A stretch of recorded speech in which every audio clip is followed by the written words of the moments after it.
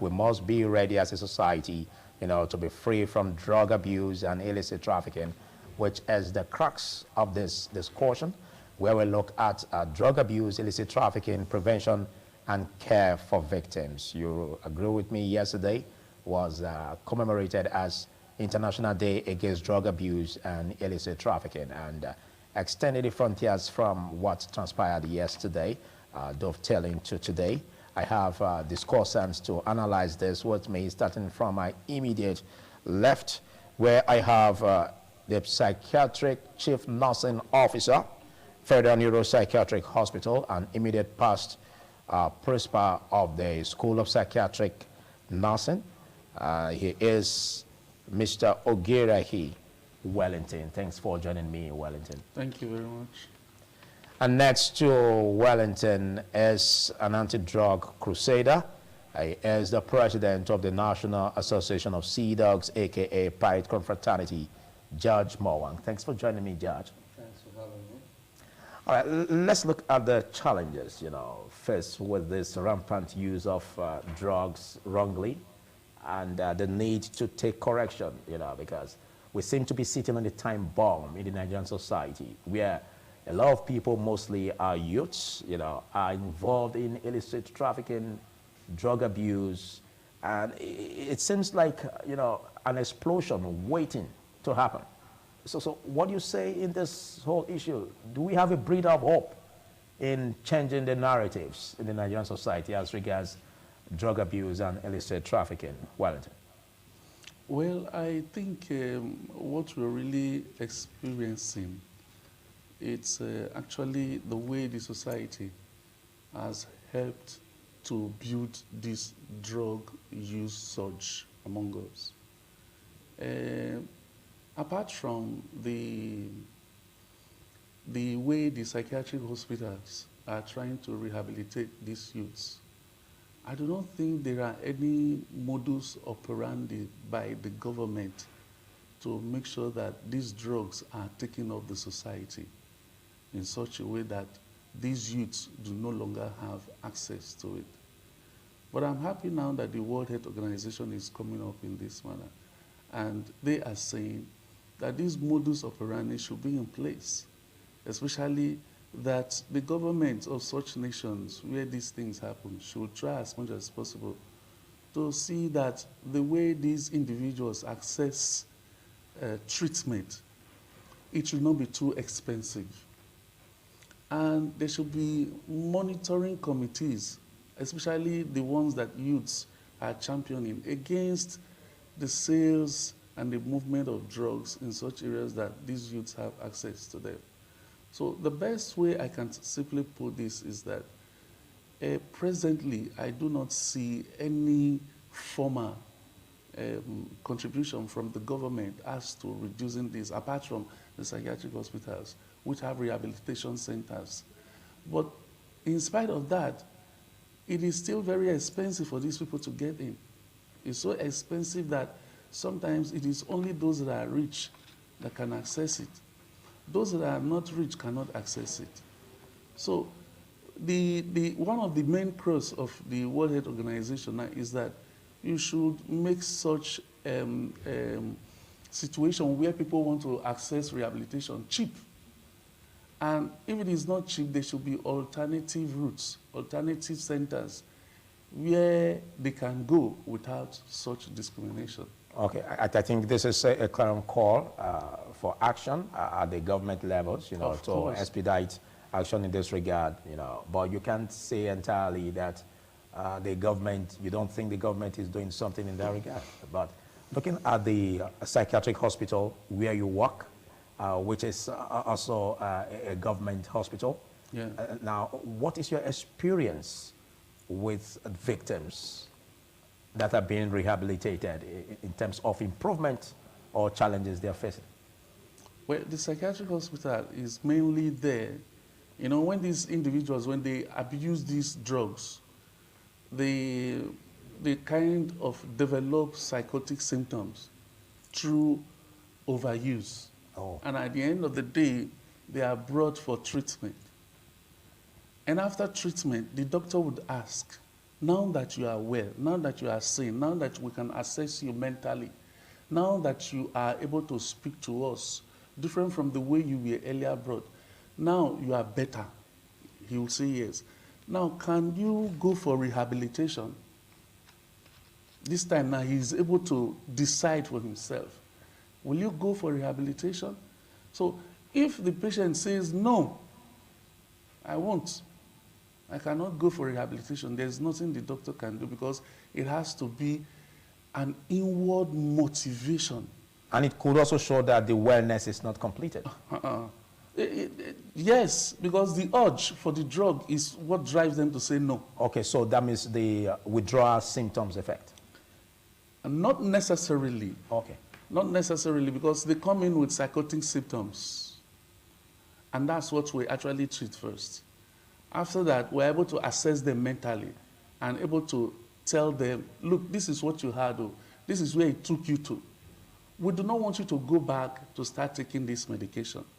So, can you go for rehab, where we'll teach you the modus operandi, the ability to be able to withstand taking this drug?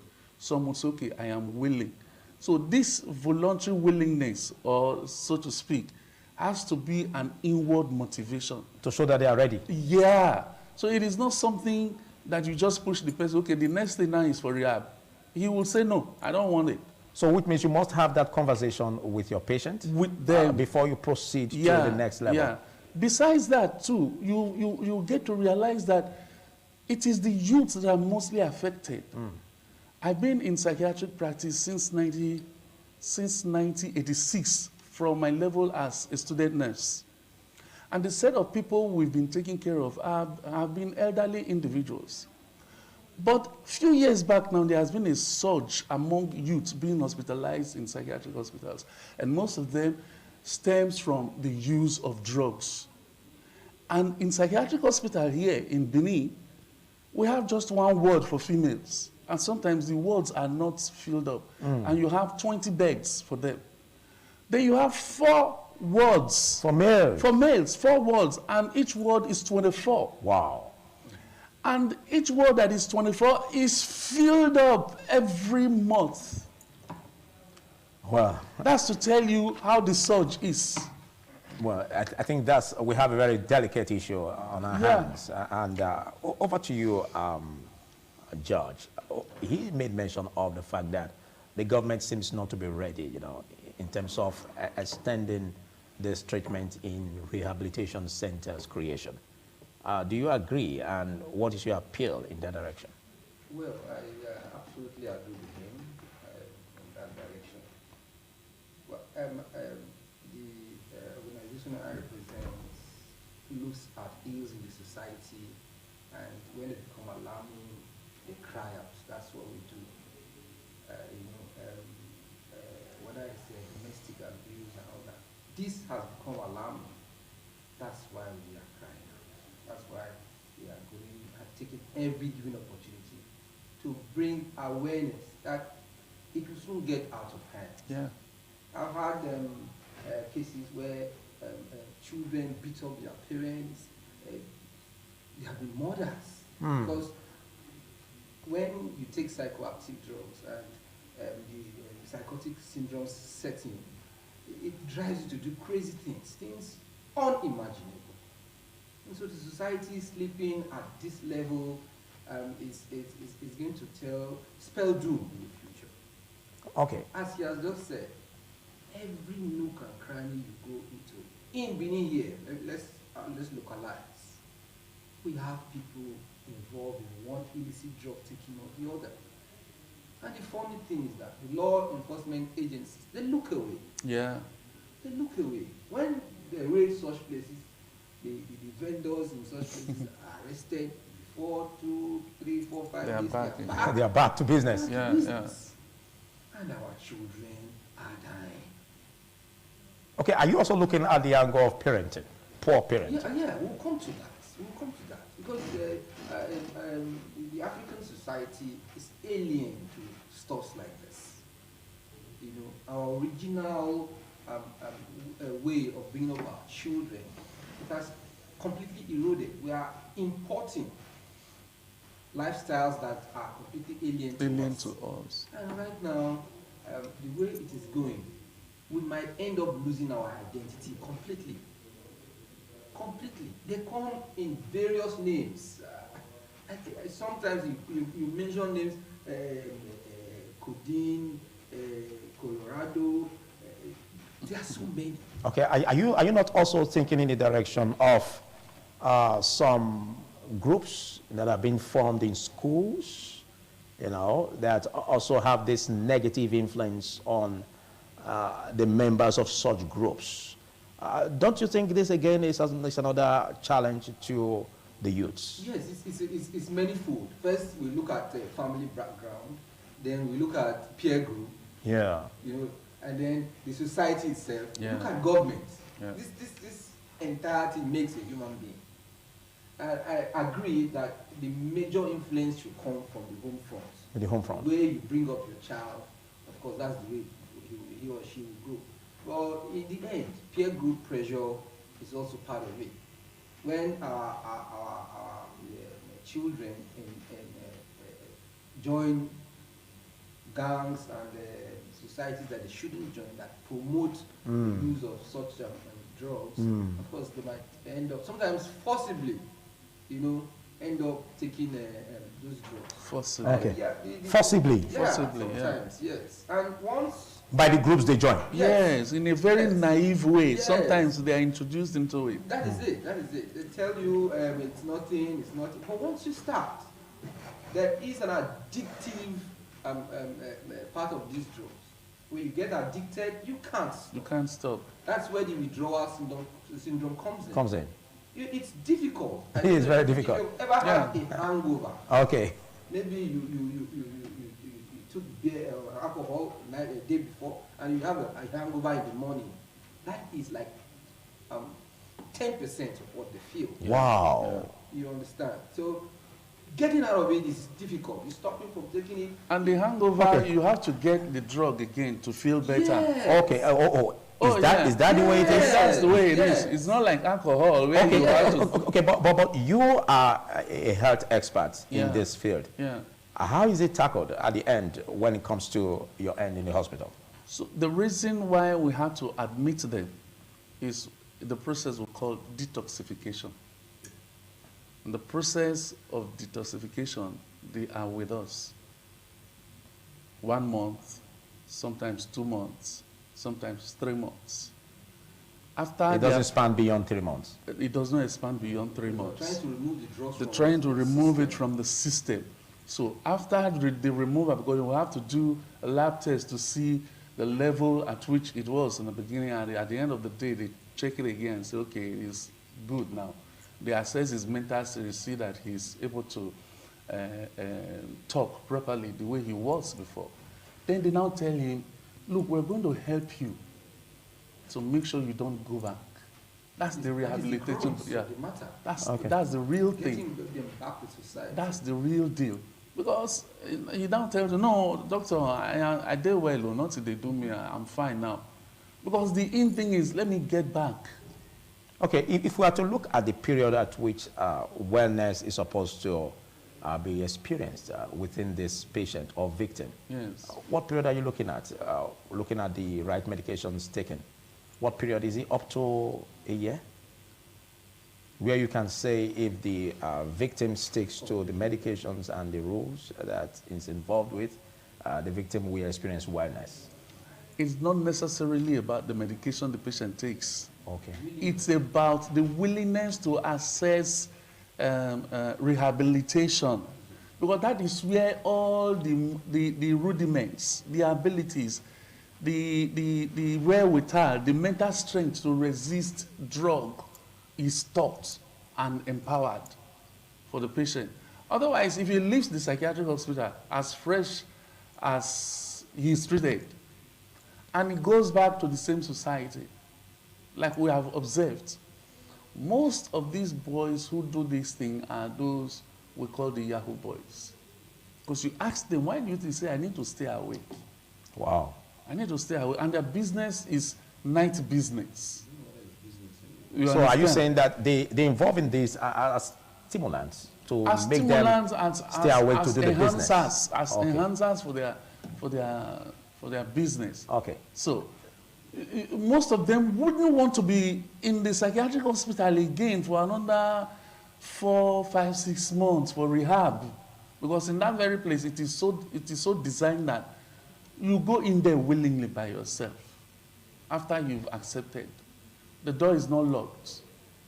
You are treated like a normal person in the society. If you just get on and say, I don't want it again, the door is opened.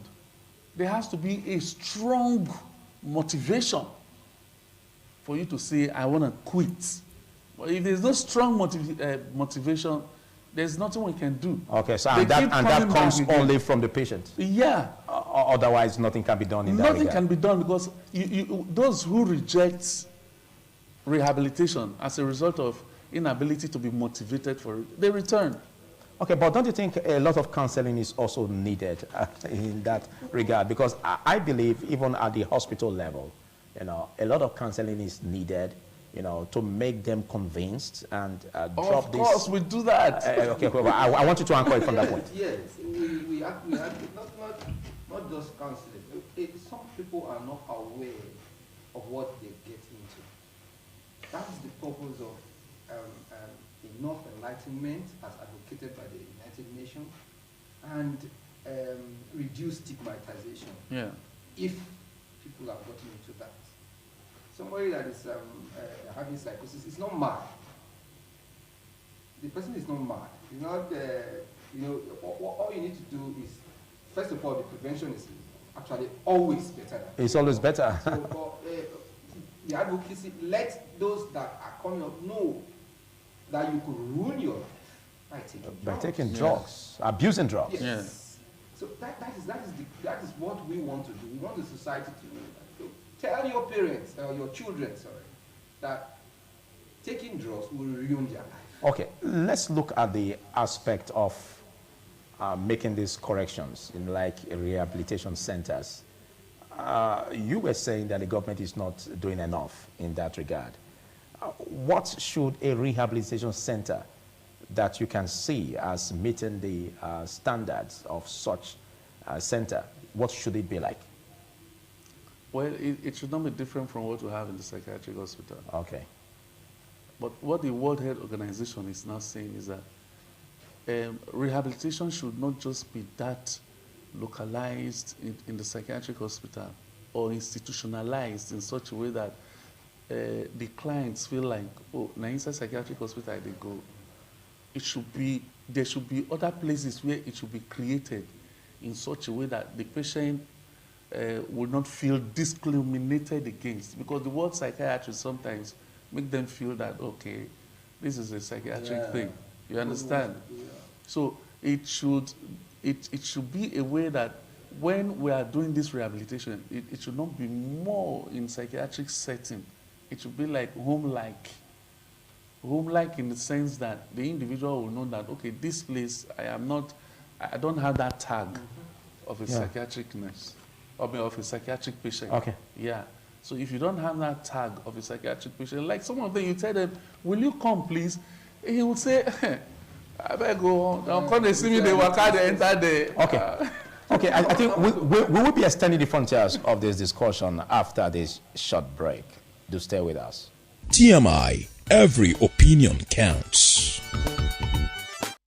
Yes, still on drug abuse and illicit trafficking, and I still have my guests with me. And of course, while we had a break, we were opportune to be joined by the former Commissioner for Public Security and Safety, Mrs. Omololu Ojehomo. Thanks for joining, Omololu. Thank you.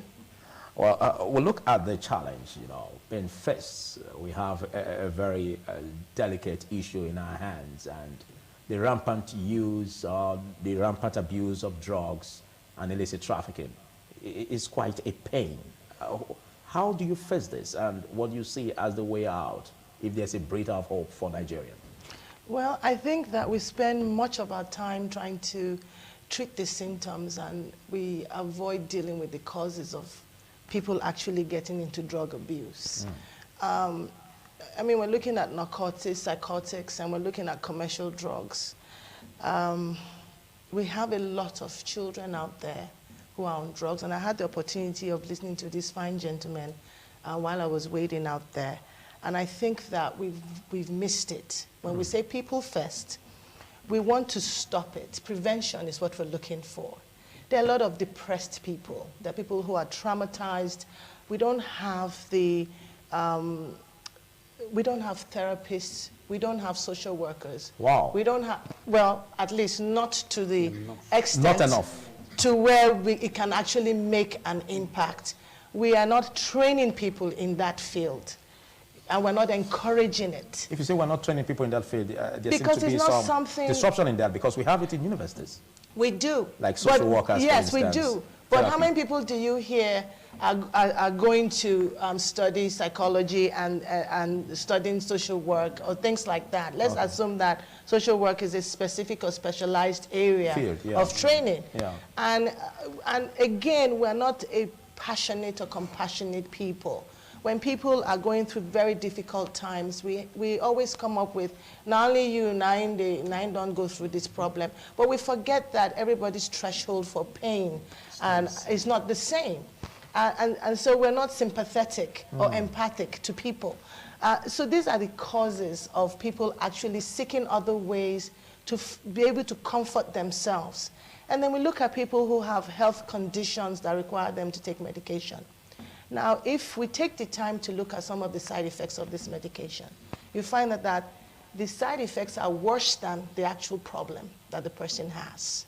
And usually, you have to take another medication or another drug to be able to take care of the side effects of that one. Now, I've found people are not compliant, especially when you talk about mental health patients, because of the side effects. And you must ask questions. This is where follow-ups come up. This is where more testing comes up. You must be able to ask questions to understand what these people are going through and why they're not being compliant or what's going on. So what they do, they set aside that actual medication and they find other ways for relief, which could be marijuana. Okay, as you know now, marijuana is legalized in the United States of America, and they allow you to use it medicinally, but not here in Nigeria. Okay, so they use things like marijuana to try to calm themselves down, be able to function. Is it a form of a withdrawal syndrome effect? Oh, sorry, a withdrawal syndrome therapy? It's not a withdrawal syndrome. This is what the patient is doing on their own. What they're doing is they're setting aside the medication that the doctors have prescribed. Because of the side effects. It's horrible. Some of them have to go through vomiting. Some of them are ill, serious headaches. There's a lot of discomfort in some of these medications that are given to them. So they find other ways on their own. Alternative. Yes, alternatives for which they can help themselves. So they find alternatives in marijuana? They can find, yes, and they the doses are prescribed. Okay, but I'll come back to see, you. okay. No, you have the floor. Okay, so now, where are we going with this? Now, the people who are not on medication, who have no use for drugs, we have a lot of young men and women at home. I will talk about this from a layman's point of view, and I also talk about this from the point of being a mother. Now, we have many young children who are out there on the streets. Their schools are on strikes year in, year out. They have nothing to do. They're not being drawn as volunteers into various establishments, organizations, so that they at least are useful to themselves. Then you find that they congregate in places, and as they say, the idle mind is the devil's workshop. Now you're going to always have that one person that's going to introduce this. First of all, for many of them it's recreational. They might be doing this just when they're out with friends, okay? There are others who get into it and get a high. Now, this is from asking questions and dealing with people, trying to find out what's really going on with them. They hit a high that first time. Wow. A high they will never get again. The addiction comes from trying to reach that high. That same high and they that keep got the taking first time more and more to of get to that level. Now, let's talk about our young women who are prostitutes on the street. First of all, they're being violated. They're being abused. We're not kind. What has put them on the streets? We're not saying that prostitution is a great thing to do. It is actually the most difficult job for any woman because you're having to destroy your morality, your virtues. You're going around with men you have nothing to do with, you have no feelings for. Drugs is a way to be able to prevent, to deal with this horror that they're having to deal with every night. And some get addicted to it, some are able to manage it. We're not saying this is a good thing. We're saying, how do we solve the problem? What do we do? How do we, because the ones who can afford the drugs, they are sniffing glue, they are sniffing aerosols and things like that. So there's an issue. We have 10-year-olds on drugs, we have 12-year-olds on drugs. What could be the problem of a 10 or 12-year-old for them to require to take drugs? We're not looking at the developmental stages of children. I've had the opportunity to raise many children, both biological and non-biological. And even this last set now, much older now, I have found that with all the time I spend with them and what they still get into, I can imagine parents who don't have time to take care of their kids, what their children could possibly be doing. Now, I say this because when you look at the developmental stages of a person from age 0 to death, in every phase, there's a problem. We are born, and then we go through our trouble twos, and then we have another problem when we're 5 years old. And then as they're getting closer to 10, 11, 12, 13, we're looking at puberty. The body is changing in both male and female. They don't understand what relationship is. There's an attraction to the opposite sex. Troubles of life. Troubles of life. This is where parents come in to explain to them that it's okay, but there are boundaries. Okay? So they're concerned, they're going through changes. I know when my son reached puberty, he was going through a problem. And because I take the time I wash the bed sheets, because I use a washing machine when there's light. And I noticed something, so I knew there was a problem. And then he was withdrawn. Oh, yeah. He was seriously withdrawn. These are things that cause people to do things that are unimaginable. To you, it looks like nothing, but it's the beginning of problems. And so one day, he came to help me while I was cooking, and I just turned to him, I said, you know, it's normal and you're okay. There's nothing wrong with you. And he just looked at me like, very, really? And I said, I know that this was... With some beam of hope. Yes. And so he calmed down. Then when they enter teenage years, they're going through another phase of something, dealing with their emotions. They are developing. Girls are getting breasts, guys are all kinds of things happening to them. They're getting wet dreams. And nobody's actually there to talk to them. Now, parenting. Or even mentors, good mentors. And so finally, if the child doesn't have that kind of relationship where they can actually go to the parent and have these types of discussions, they find mentors outside the house. Most times, they are not good mentors. There are people who would take advantage of the child. They draw them into this ring. They make them believe that they're the only family and the only person they can trust. And because the parents are not really paying attention and are not allowing the child to have these conversations with them, they look to this person. This is how it's easy for them to get drawn into things like drugs, sex, and all the stuff we see that are happening on the streets. Thank you very much for that fine expression. I think you've left us with a lot of appetite, that will form mind-boggling questions, basically for the health expert here. But before I get to him, because you made mention of an alternative, that some of these victims use, to go away from the negative effect of medications.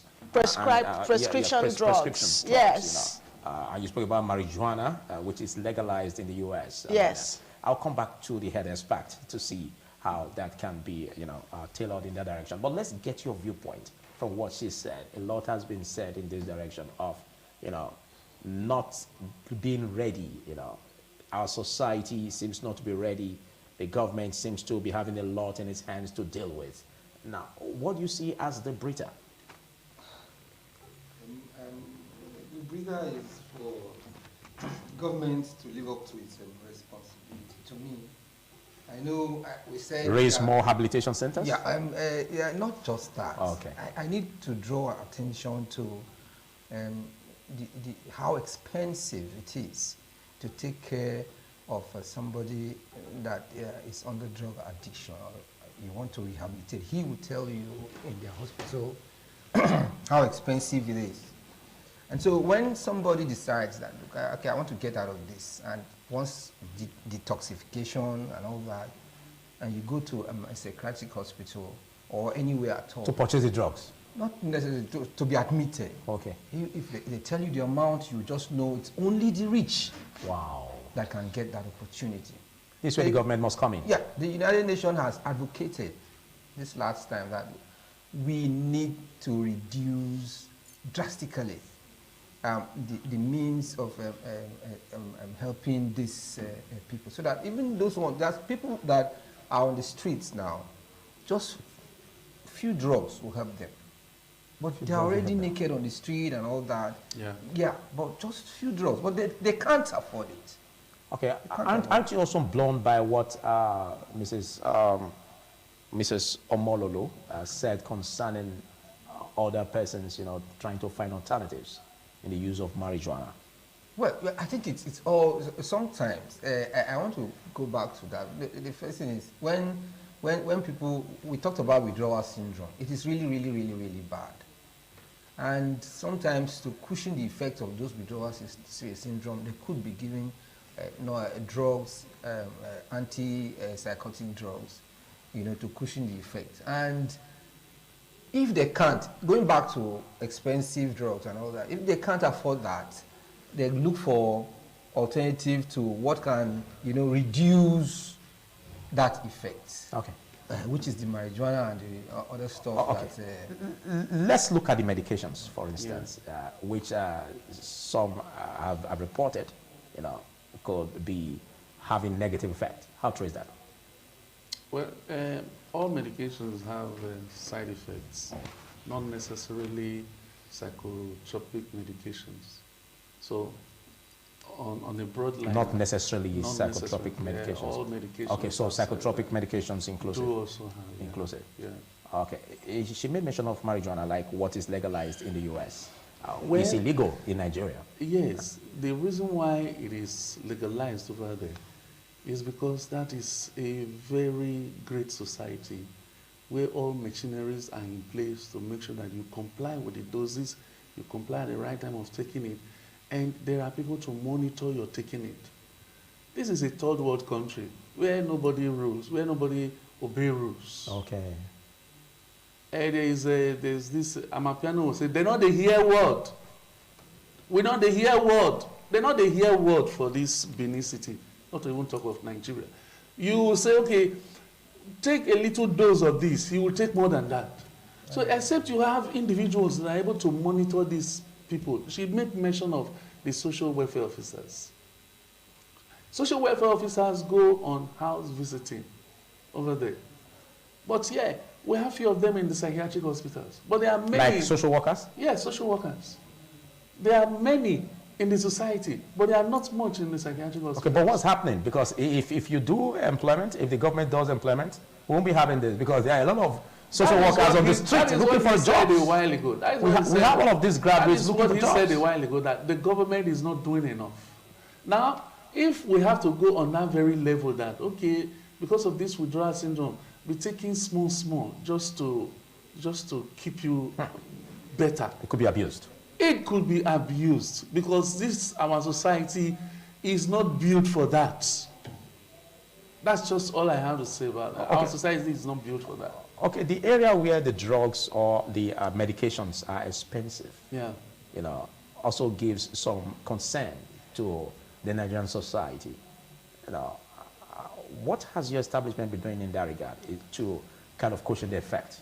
I know it's a government hospital anyway. Yes, to be very candid, the medications are subsidized a little bit. They are a bit cheap compared to how you buy them outside the hospital. I hope you're listening, sir. Yeah. So the whole truth is, psychiatric medications are not that really expensive for now, compared to the way it is when you buy them outside the hospital. But for patients who are able to access our treatment, our management, the medications are cheap enough. It is the area that I'm seeing that is a little bit expensive is when they come in for the first time. When they are admitted for the first time. I don't know want to detoxify. say the, yes, I don't want to say the amount. It's quite huge. It's huge. And only the rich could reach that. Well, anybody can if they're able to raise enough money to do that. But to the poor man, it is huge. For those who have enough money, it is huge, but they can afford it. Well, I believe government functionaries are watching this, and this is a clarion call, a call to action for the needful to be done, how to break the gap. Now, let's look at the aspect of stigmatization and discrimination. It comes with this whole idea of drug abuse and illicit trafficking. How do we, repair this for victims? Mrs. Omolo. Well, we come from a society where we're taught to treat people who don't seem to follow the norms of society badly. We're trained to send them away, have nothing to do with them. Too bad. And not care what they're going through. It's done, it's done. This is a bad child, therefore we shouldn't be bothered. And like I said, I'd rather that we treat the causes before we go into government, because what I always tell people is that once government is involved, it means it is basically a lost cause. In other words, when I say that, for criminality, they are going to correctional centers, they are going to prison, they are going to mental homes. This is where they're saying government should participate. I'm saying we should not prevent it from happening first. Yeah. This is where I'm still going to. Yeah, so how do we deal? Eradication completely is we can't. Yes, it is a challenge. Okay, for instance, I used to, growing up, anytime if I saw someone smoking marijuana, I was like, oh my God, this is a really bad person and I'm sure he's a killer. Okay, that would be it.